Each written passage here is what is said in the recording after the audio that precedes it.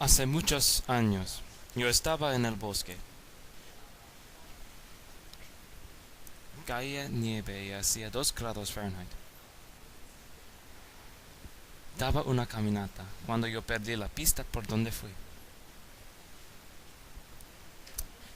Tenía una premonición de que hoy iba a ser el día de mi muerte. De repente, oí un sonido. Pensaba que yo vi un animal en los árboles. Me dio mucho miedo, por eso decidí huir. Yo vine a un río y descansé.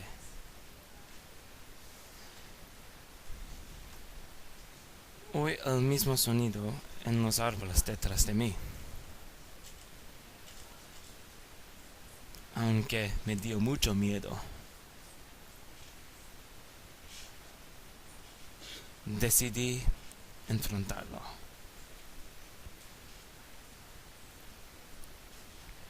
Fue cuando yo vi que era mi padre. Al final fui a mi casa y estuve seguro.